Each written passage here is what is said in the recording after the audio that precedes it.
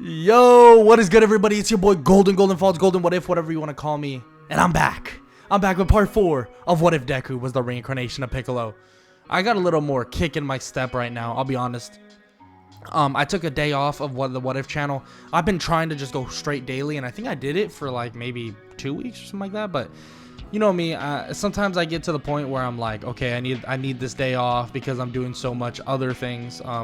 As some of you know, some of you that are like super hardcore and basically hang out, basically stick around with me all the time, y'all know that I run different channels as well. I've been grinding other channels. I've been trying to do this, trying to do that. This is YouTube, and I love YouTube. And the What Ifs is what started me on YouTube in general. But now I'm trying to branch out to even more things. Not saying that I'm going to quit What Ifs by any means anytime soon, but that's kind of where my head is at in terms of stuff. So sometimes I'm doing like 3 videos a day.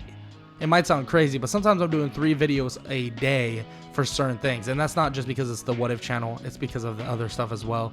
But I'm serious. I'm really on this grind, and I really want to do some things, depending on what it is. Obviously, I'm trying gaming, I'm trying What Ifs, I'm trying anime content, I'm trying everything. If I enjoy it, I'm gonna do it. And yeah, that's about it. That's all I really wanted to say. And we're back for part 4, second to last part. The next part will be the last one. If y'all enjoy, make sure to leave a like, make sure to leave a sub, make sure to leave a comment, all that good stuff. It all helps the algorithm, and all helps me. And if you want to see more 1-minute What Ifs as well, hey, tell me that in the comment section below. I thought that was pretty cool. You all seem to like it, so that was cool. Yeah, that's about it. And I'm not gonna waste much more of your time.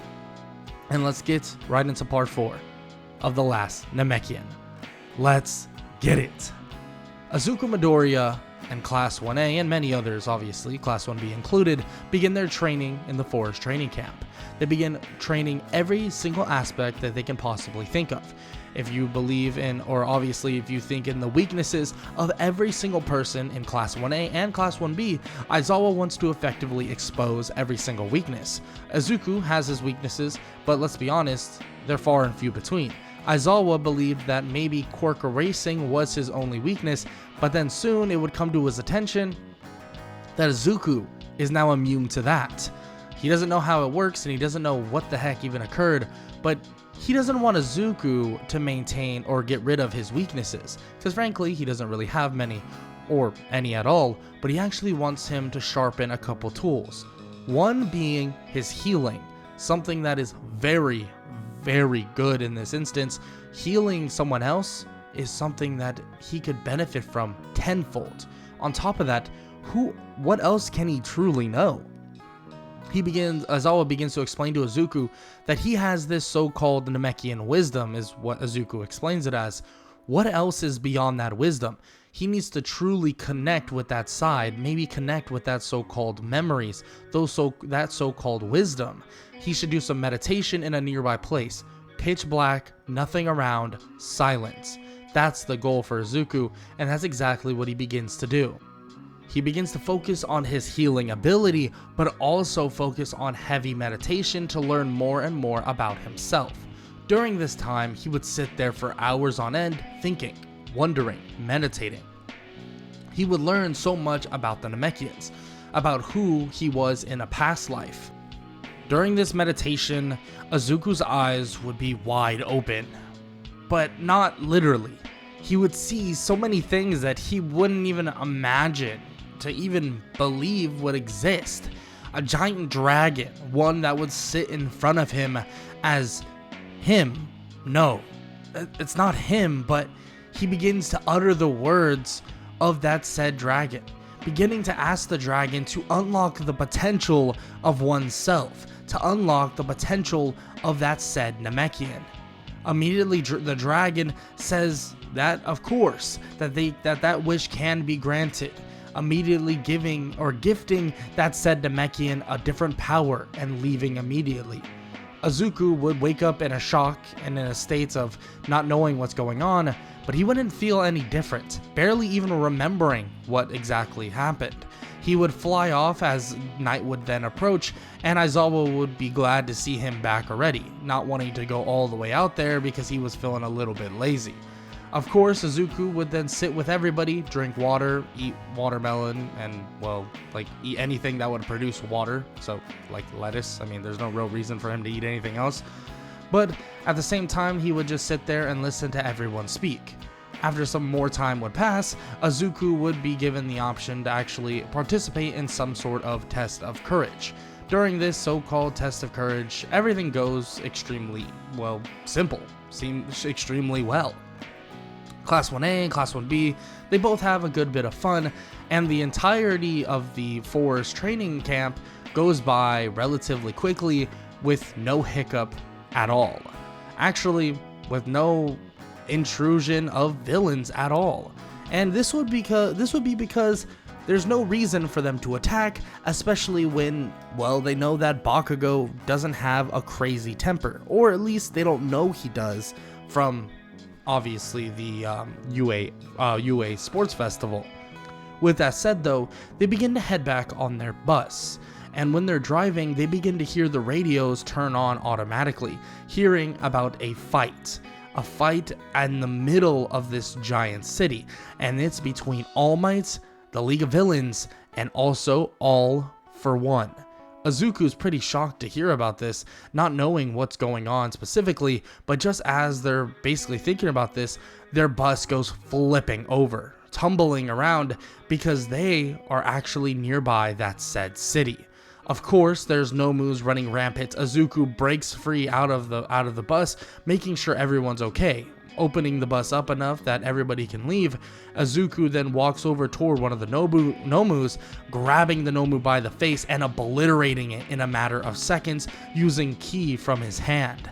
He would then ask Aizawa where they should go next, and he would lead them to a nearby building and then eventually a hidden way out, and they would be able to escape back towards UA. Izuku would watch on a television screen as All Might is fighting the League of Villains on his own, on top of fighting All for One. Now this is something very, very difficult. Yes, All Might is a lot closer to his prime than he's ever been in a long time because Izuku has healed him, but at the same time, he gave up One for All, so he's not as strong as he used to be at that moment of his prime. So in terms of All for One, 1 versus 1 against All Might could handle him relatively easily. But with the League of Villains stacked up against him as well, things become a lot more complicated. Izuku watches on the television and gets visibly frustrated, asking if anybody's going to help him. He might be able to beat them all on his own, but he's going to stretch himself too thin. It's going to basically exert him of the last whispers of One for All. Of course, Izuku doesn't reveal One for All to everybody, but he's frustrated to see that All Might is, well, struggling. All Might would then continue to struggle, and Izuku would watch on, and Aizawa would stare at him, knowing that he has no way of stopping this kid if he decides to go blasting out a window or go blasting out that said door. Just as he begins to think this, there he goes. Izuku blasts through the nearby window, flying at insane speeds toward the location of where All Might currently is. Just as he arrives, he tells All Might to handle the small fry, that he'll take on the big dude for now. Immediately, All Might tells him that's a horrible idea, that wouldn't be necessary, but Izuku tells him not to worry, he has a plan. All Might looks at Izuku wondering if he's actually serious, but Izuku is. He flies slowly toward All for One, and All for One scoffs in the face of Izuku, telling him that Prime All Might, or All Might himself, may be able to take him one-on-one. But this kid, this person, he's no pro hero. They know who he is. He's just part of some UA. He's just some first year. Izuku tells him that he's a smart guy. He's made up a ton of calculations. There's a reason why he kept the League of Villains here to fight with him against All Might, because he knew that it wasn't as simple as beating him on his own anymore, because he knew about Izuku's powers. But how much did he actually know? The life of a Namekian, the wisdom of a Namekian, seems to be limitless. Who tells All for One, or who says that All for One knows every last bit of it? Well, exactly, he doesn't. Izuku then dashes toward him with an aura flaring up that is completely white. Izuku would slam his fist into the stomach of All For One, sending him flying. But at this moment, All For One is able to keep up relatively easily. But Izuku's durability puts him on another level. A cut? That's nothing. A puncture through his stomach isn't even anything at this moment. His durability is insane. There is no way that he can puncture through Izuku. His skin seems to feel like iron. As he begins to fight All For One, they clash over and over again, and All For One doesn't know even what to do. He looks to his right to see All Might basically about to beat the League of Villains. The only reason why they haven't lost yet is because Kurogiri is keeping everybody up, allowing them to move freely. All For One believes that this may be the end. It may be closing in if he can't help the League or his League of Villains. He begins to send tendrils over, but immediately Izuku would grab the tendrils, shattering them into pieces. Immediately, All For One is shocked. How the hell did you do that? How did you do that, kid? Of course, Izuku doesn't say a word though, charging forward, slamming All For One into the ground, creating a large pile of dust. All Might looks over and slightly smirks to see Izuku finally gaining the upper hand. Izuku would then toss All For One up and begins to just shoot a ton of ki blasts toward All For One. Of course, All For One is able to avoid these said ki blasts, dodging in and out, avoiding them as much as possible. But then he would realize he would sit still, fly still. He's levitating, but all of the ki blasts are actually going around him, and All For One asks if he's even trying to hit him. No, I'm not. Izuku says this, and All For One is confused, even remarking, what the hell is that supposed to even mean? He looks around and sees a ton of these spherical key-like orbs, and Izuku raises both of his hands and crosses both of his arms as he says, Hellzone Grenade. Just as he says this, they begin to smash into All For one after another. Yeah, he might not be physically strong at this moment, but he had a technique that he learned through the wisdom of a Namekian. Hellzone Grenade is exactly what it is. He brings on a ton of ki blasts and surrounds his opponent and rains hell. Immediately as the dust begins to settle and disappear, All For One collapses to the ground. Not dead, but severely injured. Izuku looks to his left to see that All For One has already handled the entirety of the League of Villains. Izuku nods toward All Might, but just as he does this, a portal opens up beneath the League of Villains and they disappear in a matter of seconds. All For One was slightly awake and was able to get that last technique off before he completely went to unconsciousness. This would frustrate Izuku, but he would tell All Might and tell the police to take All For One away.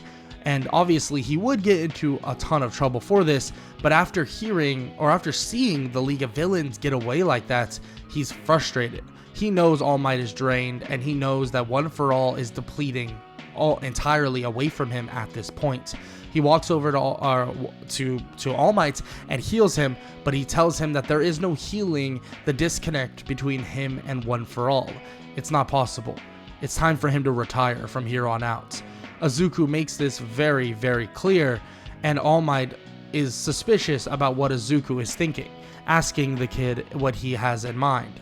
Izuku tells him that all of this seems odd, that he's able to do this much, but now he's going to be in trouble, destroyed. He's going to be taught a lesson for doing something like this. At the end of the day, yes, they could get him out of it. At the end of the day, they could make sure that all of these cameras are wiped off entirely, and Izuku wouldn't even be known to be the person to do this. But Izuku doesn't care. He realizes something. He realizes that as a Namekian, as himself, he needs something. Freedom? No. Solidarity? He's not sure. Maybe he needs something that leaves him alone. Maybe he needs peace of mind, but at the same time, he feels he can't get that peace of mind within UA. It doesn't make sense. Izuku would then begin to fly off and take off to a an unknown location, a location all the way across the world. Izuku would be sitting in a nearby, not really nearby, but a desert, and he would be training, thinking, and also meditating about everything that has happened over this course of time. Izuku wouldn't really know what to expect, but at the same time he would sit there and think. Wisdom is all he wanted from the Namekians. As he begins to think this, he would go into a state of meditation for days. No, weeks, maybe even months. He would raise his hands, and just as he does this, these orbs would begin to appear. Just as these orbs are appearing, he would see two beings of Namekians. One that looks strong, fierce, one that looks like himself, but another that looks old, withered, someone that looks more elderly and more wise. He would see those two figures as they would disappear and flow within himself. These orbs were known as Dragon Balls, something that he has just created. And just as these Dragon Balls appear in front of him, a giant dragon would appear, just like the one he saw in his vision. But he looks up, he looks staring at the dragon, and he thinks, maybe this is all a part of the plan. Maybe this is exactly what he should be doing. He then asks the dragon, can he unlock the potential of one's user? Can he unlock the potential of himself? The dragon would then roar and say that that wish can be done, granting the wish of Izuku as his aura would flare up like crazy and power would overflow him. He would realize something. This is the true potential of a Namekian, the true potential of the one he's been seeing in his dreams. He then looks at the dragon and asks if he has one more wish. The dragon would nod. The dragon would then ask, what is that last wish? Izuku would then ask the dragon if he can make it so those who are only good can use the Dragon Balls. Just as he says this, the dragon would say that that is within his power, sending the wish, all throughout the world, and then sending the Dragon Balls away for now. Izuku would watch as all of them fly away in different directions of the entire world. He's completely shocked that everything he's been seeing is a complete and utter fact. Yes, of course, he realizes that a lot of the stuff has been portraying itself as fact, and he's been seeing it. But this is something he would never have realized in his wildest dreams. A wish-granting dragon is actually real, and he created it. Wait, does that mean he's, like, a mother? A parent? Too much to think about. Izuku would then fly off and wonder truly how long he's been in meditation, realizing that, he felt like he was there for maybe even months, but he wasn't. He was only there for about 7 days. 7 to about 10 days, Izuku was sitting dormant. He would arrive back in Japan, and he would sit on top of a building, looking out at everybody and everything. Izuku would continue just patrolling by himself, alone. Continue looking around, finding small tier villains, defeating them, putting them into prison or whatever as quick as possible. And frankly, nobody would be able to catch him. He's gonna be able to do this for a while. And Hero Society, after a couple days, realizes this, that there's really no reason and no way to stop him. Of course, he is now basically known as this Namekian, a Namekian that patrols the cities and puts fear into villains. The All Might, obviously, the once symbol of peace that would bring down crime rates so much, would now be Izuku. Izuku would continue to do this, scaring villain after villain from even deciding to have a crime, even deciding to do something illegal. Of course, Izuku would just continue on with this path as much as possible. Fighting, defeating, training, that was his life. That's all he cared about, and that's all he will care about. He visits his mother from time to time, and frankly, even if heroes visited her, trying to make a statement, trying to say that if he comes by, that, well, they'll arrest him. But Izuku would tell his mother not to worry at all, that there's really nothing for her to even worry about at any moment, that they're not going to do anything, they're not going to arrest him, and he's doing what he believes is best for the entirety of Japan and frankly the world.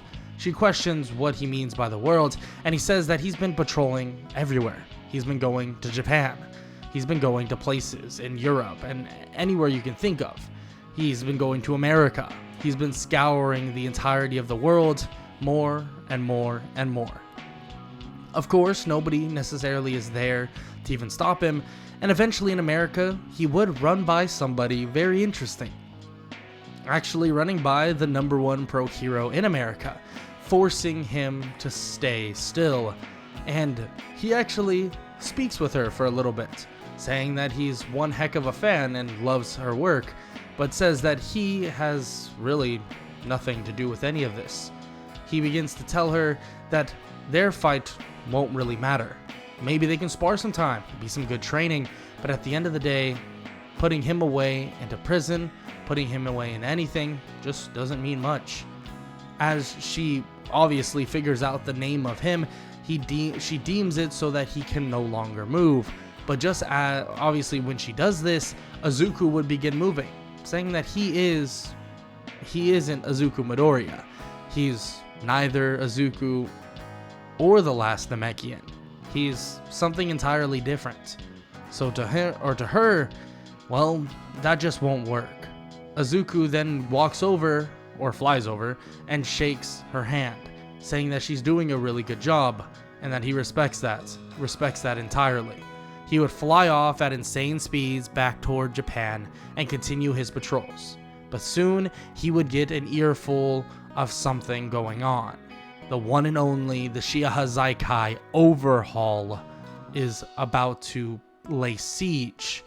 Let's just say there's some things he has going on in this world, has some things going on that he wants to occur. He wants to reset society, and Sir Night-Eye and his agency is currently on pace to shut it down. And Izuku would learn more about this when he stopped dead in his tracks with somebody with 1 million on his chest. Lemillion. Right in front of him. This hero is something that Izuku is interested in for sure, because he can tell that Lemillion is the one and only, well, next symbol of peace, because he is wielding one for all on top of his original quirk. Izuku would then smile as he looks toward Lemillion and says that if he is here, then he must have some information and wants some help. Lemillion would smile and says that he does, of course, but first he wants a bit of a spar. Izuku would grab him and then fly him out to a nearby, a desert that he used to be at. Izuku would look around and tell him that over here, well, let's just say he did a lot of meditation, a lot of relaxation, and a lot of thinking out here, learning about who exactly he is.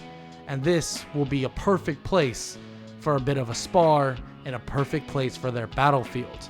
And after, they can go take down Overhaul and stop whatever he has in mind for society. And that is a wrap for part 4 of What If Deku Was the Reincarnation of Piccolo. If y'all enjoyed, make sure to leave a like, make sure to leave a sub, make sure to leave a comment down below, and I hope y'all enjoyed. I hope all y'all have an amazing day. Later.